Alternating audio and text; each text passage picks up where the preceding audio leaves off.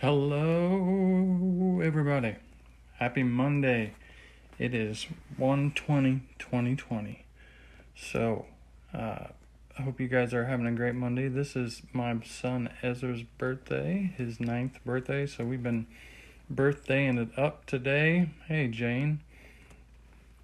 And so, I'm just getting on to talk to you all on Monday. Hey, Nikki.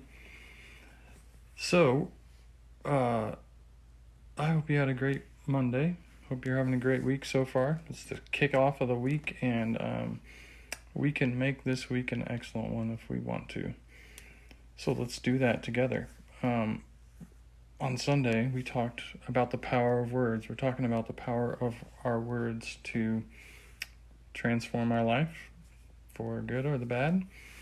And on Sunday, we talked about how our words affect politics. Now, wasn't that fun? It was a fun day. We talked. Hey, Doris. What did we talk about on Sunday?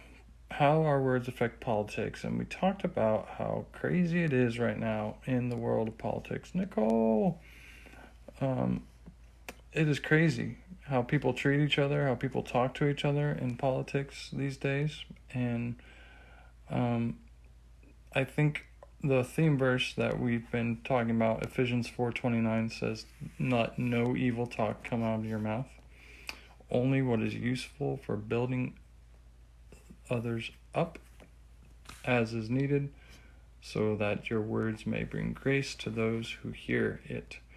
And if we could apply that, if we could get people to start using words like that towards people in politics, it could really transform the whole thing. We got to realize that we're on the same.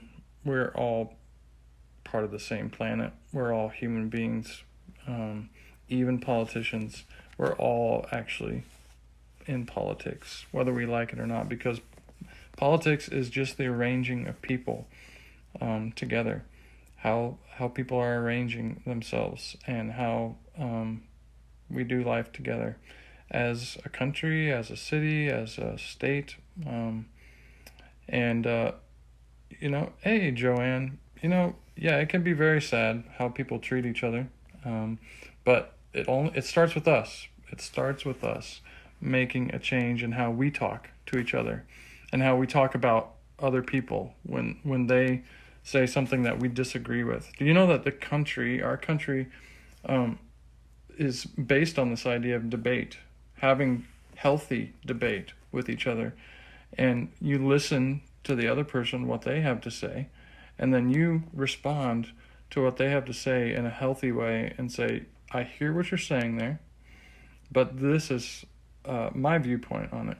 And then back and forth until you come to a point of like, oh, that's where you stand. And one of the things we could really benefit from in politics is being slow to speak and quick to listen. We could really benefit from that. And I'm talking to myself, and I'm talking to you.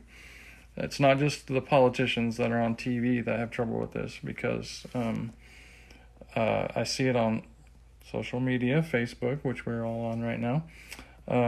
People not being quick to listen, but they're being very quick to respond to other people. So, if we're going to see our whole environment change in politics, it starts with us. That's where we're in control of this mouth. That's the mouth that we're in control of. We can't control what comes out of other people's mouths, but we can sure control this one. And we need the fruit of God's love and His Spirit to control us. I talked about Martin Luther King because today is Martin Luther King Jr.'s day, and we celebrate him. And he talked about how darkness cannot drive out darkness. Only light can do that. And hate can't drive out hate. Only love can do that. And I really think, hey, Toby and Jeremy Hildebrand, I really think that the key to changing the political world is to realize that we need the love of God within us when we are dealing with people that disagree with us, when we're talking to someone who has a different viewpoint than us. We need to love that person. It sounds cliche, right? But if we want things to change in politics, we got to start loving the people who we think aren't people. That party, those people that watch that news station, they are people that deserve the love of God as much as us. And so I challenge you all to read 1 Corinthians chapter 13, which is often read at weddings, but it's not a wedding passage at all. It's written to a church that was in conflict with each other. They were fighting. They were backbiting each other. They were a lot like the environment that we find ourselves in today politically. They were having trouble getting along. And Paul said, let me show you a more excellent way to live your life, a more excellent way to have a conversation. And then he goes through the love passage. Love is patient. Love is kind. Love is not easily angered. Love's not rude. All of those things that are listed there. And what I want you to do when you read that passage this week is read it as if your name is inserted in the love thing. And you could even say, when Will Deeds talks about politics, he's kind, he's patient, he's not easily angered, he's not rude.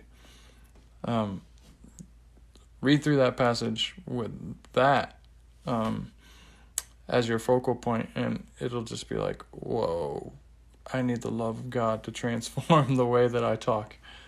I think we could all benefit from that. Our country could benefit from it, and it starts with us. So let's start doing it this week.